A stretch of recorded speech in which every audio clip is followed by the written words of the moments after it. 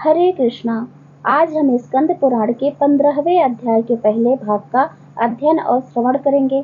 इस अध्याय में भगवान शिव और देवी पार्वती के संवाद का विस्तार से वर्णन किया गया है।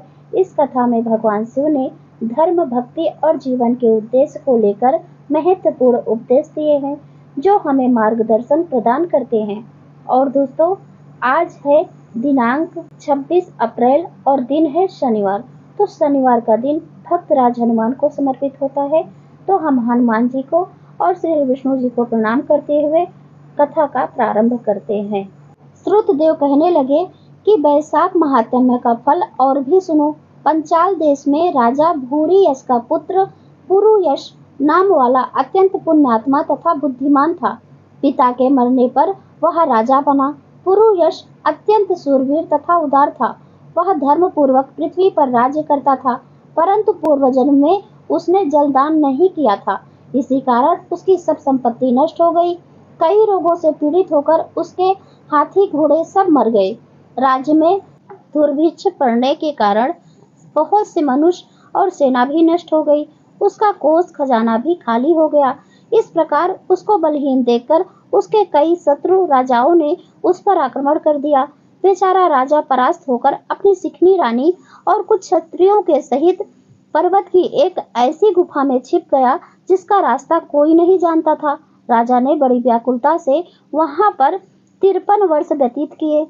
अब राजा के मन में यह चिंता उत्पन्न हुई कि मैं जन्म से व कर्म से शुद्ध हूँ, सदैव माता पिता का साधन कर रहा हूँ, गुरु की भक्ति, साधु सेवा तथा धर्म में ही रहा हूँ, संपूर्ण प्राणियों में दयावत, देवताओं का भक्त और जितेंद्रिय रहा हूँ, परंतु न मेरा भाई, न बंधु, न पुत्र, न मित्र ही कोई हितकारी है, और मैंने जन्म भी उत्तम ही कुल में लिया है, परंतु न जाने मेरे सब पौरुष कहाँ चले गए। मैंने कौन सा पाप किया है जिससे यह घोर दरिद्रता व पराजय हुई तथा वनवास के दुख सहने पड़े। दुख के कारण राजा ने अपने गुरु का स्मरण किया। स्मरण करते ही सर्वज्ञ 2 मुनीश्वर याज और उपयाज नाम वाले वहां पर आकर उपस्थित हुए। राजा ने सहसा उनको देखकर शीश नवाया। वनवास के दुख से दुखी, वनवास के मार्ग को न जानकर वह राजा थोड़ी देर चलकर खड़ा हो गया, फिर रोता हुआ उनके चरणों में गिर पड़ा। फिर राजा ने वन के पुष्पों से उनका पूजन किया। दोनों मुनियों ने राजा को पकड़कर उठाया। वह दोनों बैठ गए। तब राजा ने बड़ी नम्रता से उनसे प्रश्न किया कि महाराज, मैं जन्म से तो शुद्ध हूँ, इस प्रकार अपने गुरु का आदर करता रहा। मैं दिव्य पाप से डरता रहा, दयावान गुरु की प्रतिष्ठा रखने वाला था। फिर क्या कारण है कि मैं इतना दरिद्र हो गया और मेरा सब कोष नष्ट हो गया? शत्रुओं ने मुझे जीत लिया। वनवासी होकर अकेला क्यों रह रहा हूँ? राजा की यह बात सुनकर दोनों मुनियाज और उपयाज कहने लगे कि राजन, आप अपने दुख का कारण सुनिए। राजन, पहले के 10 जन्मों में तुम अत्यंत घोर पापी और व्याध रहे हो। संपूर्ण जीवों की हिंसा करने वाले, दया और क्षमा तेरे में लेस मात्र नहीं था। जिह्वा से कभी भगवान का नाम नहीं लेते थे और ना कभी भगवान के चरणों का ध्यान ही किया करते थे, कभी भगवान को प्रणाम तक नहीं किया करते थे।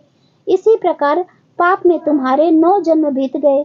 10वें जन्म में भी तुम बहुत ही निर्दयी व्याध तुल्य थे, दयाहीन तथा शास्त्रों से दूर जीवों की हिंसा करने वाले, निर्जन देश में पशु पक्षियों की हत्या करने वाले, गौड़ देश के मनुष्य का मांस खाने वाले, अपने हित की बात न सोचकर सदैव 10 ही जन्म व्यतीत कर दिया।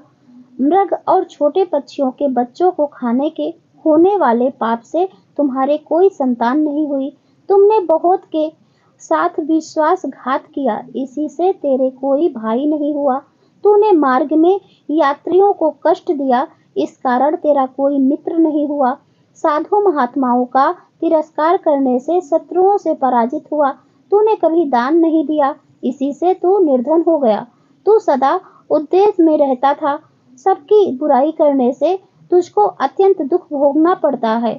पूर्व जन्म में सदा क्रूर कर्म करने से तुझको भोजन नहीं मिलता। इन्हीं कर्मों द्वारा राज छिन गया। अब तेरा सतकुल में जन्म लेने का कारण बताता हूँ। जब 10वें जन्म में तू गौड़ देश में था और अपने घोर एवं बुरे कर्मों में लगा हुआ यात्रियों को निर्दयता से कष्ट दिया करता था, तो उसी समय धूप से व्याकुल हो बड़े धनवान वैश्य और वेद वेदांगण को जानने वाले कर्षण नाम वाले मुनि वहां पर आए। सिर पर जटा, देह पर छाल के वस्त्र, हाथ में कमंडल लिए हुए इनको आता देखकर तू धनुष बाण लेकर उनका रास्ता रोककर खड़ा हो गया। फिर उनमें से एक वैश्य को मारकर तूने सब धन छीन लिया। जब तू दूसरे को मारने लगा तो वह समस्त द्रव्य वही घास फूस में फेंक कर डर के मारे भाग गया। फिर कर्षण मुनि भी तेरे हाथों से मारे जाने के डर की वजह से वह व्याकुल होकर मूर्छा खाकर पृथ्वी पर गिर पड़े। जब तूने गिरे हुए ऋषि से पूछा कि वैश्य ने धन कहाँ छिपाया, फिर एक गड्ढे के पानी में से उनका हाथ मुंह धोया और उनको मूर्छा से जगाया, उन पर पंखे से हवा करने लगा और मुनि से कहा कि जब तक मैं इस वन में सशस्त्र हूँ तब तक तुमको किसी बात का भय नहीं। निर्धन मनुष्य सदा सुखी रहते हैं तथा तुम्हारे फटे वस्त्र व टूटे बर्तनों को लेकर मैं क्या करूँगा? तुम केवल यही बताओ कि उस वैश्य ने धन को कहाँ छिपाया है। यदि ठीक नहीं बताओगे तो मार डालूंगा। तब कर्षण ऋषि बोले, वैश्य धन को इसी गाड़ी में फेंक गया है और स्वयं इधर भाग गया है। तब व्याध ने ऋषि से कहा कि तुम निडर होकर सुखपूर्वक यहाँ से चले जाओ। यहाँ से थोड़ी दूर पर पक्के तालाब में निर्मल जल है, वहाँ पर जल पीकर अपना परिश्रम दूर कर अपने स्थान को चले जाओ। अभी राजा के कर्मचारी वैश्य का रुदन सुनकर मेरे पैरों की टोह लगाते हुए इधर आवेंगे, इसलिए मैं तुम्हारे साथ नहीं चल सकता। यह पंखा ले जाओ, इसकी हवा से कुछ गर्मी कम हो जाएगी। इस प्रकार तुम पंखा लेकर गहन वन में चले जाओ। यद्यपि तुमने स्वार्थवश उसकी सेवा की थी, परंतु बैसाख मास की प्रचंड धूप में तुम्हारे द्वारा की गई इस सेवा के परिणाम स्वरूप तेरा जन्म विशाल राजवंश में हुआ। यदि तेरी इच्छा अब सुख, धन, धान्य, लक्ष्मी, स्वर्ग या सायुज्य मुक्ति पाने की है तो बैसाखोक्त धर्म को करो, तुमको संपूर्ण सुख प्राप्त हो जाएंगे। इस मास का नाम शुक्ल पक्ष माधव मास है। तृतीय को भी अक्षय तृतीया कहते हैं। इस दिन तू तत्काल व्यायी गाय ब्राह्मणों को दे, इससे तेरे कोष भर जाएंगे। छत्र के दान से तुझको राज्य की प्राप्ति होगी। विधिवत स्नान कर माधव भगवान की पूजा व दिव्य प्रतिमा के दान से तेरी विजय होगी। यदि तेरी इच्छा अपने सामान पुत्रों की है तो तू सब प्राणियों के हितों के लिए प्याऊ लगवा दे। हे राजन, इस बैसाखोक्त सब धर्मों के करने से समस्त लोग तेरे वश में हो जाएंगे और तू निष्काम होकर फिर भगवान की प्रसन्नता के लिए इन धर्मों को करेगा तो साक्षात भगवान विष्णु तुझको दर्शन देंगे। जो मनुष्य इन कर्मों को करता है उसको अक्षय लोकों की प्राप्ति होती है, ऐसा पुराणों में लिखा है। हमने जो कुछ सुना और देखा है वह सब तुमको बतला दिया। इतना कह दोनों महापराक्रमी राजा के कुल पुरोहित याज और उपयाज अपने अपने घर को चले गए। तब वह पराक्रमी राजा कुल पुरोहितों के कथनानुसार बैसाखोक्त धर्म और भगवान की पूजा करने लगा, जिसके प्रभाव से राजा ने अपनी बची हुई सेना को लेकर पंचाल नगरी में प्रवेश किया। उधर दूसरा राजा भी मिलकर इससे युद्ध करने लगा। इस प्रकार इनमें घोर संग्राम हुआ, परंतु उसने सबको जीत लिया। वे राजा युद्ध स्थल छोड़कर भाग गए।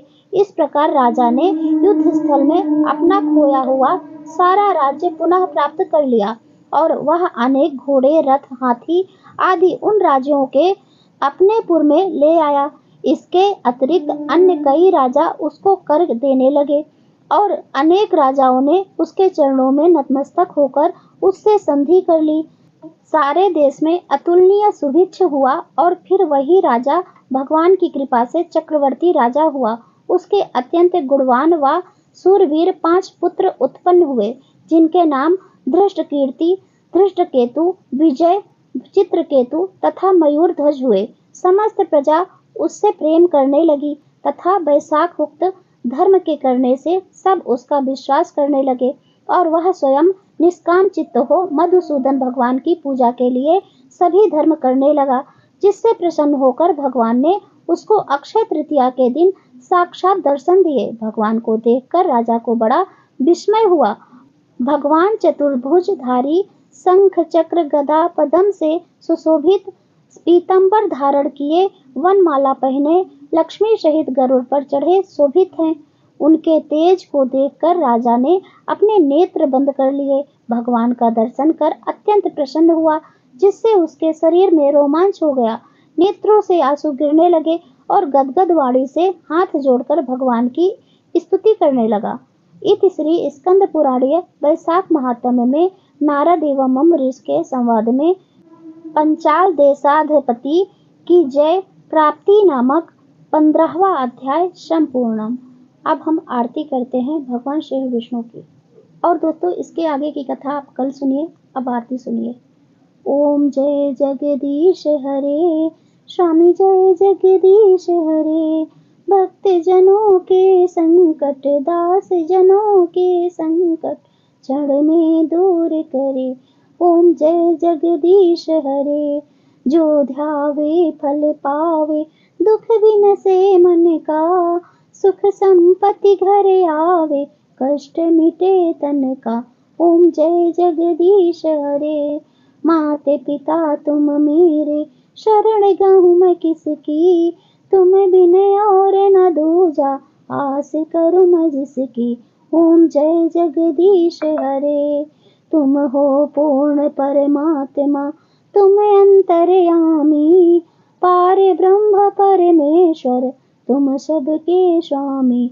ओम जय जगदीश हरे, तुम करुणा के सागर, तुम पालन करता, मैं मूर्ख खल कामी, कृपा करो भरता। ओम जय जगदीश हरे, तुम हो एक अगोचर, सबके प्राणपति, किस विधि मिलूं दया मैं, तुमको मैं कुमति।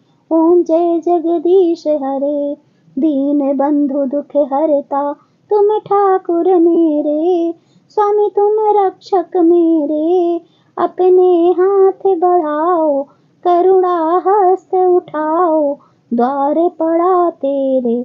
ओम जय जगदीश हरे, विषय विकार मिटाओ, पाप हरो देवा, स्वामी कष्ट हरो देवा, श्रद्धा भक्ति बढ़ाओ, संतन की सेवा।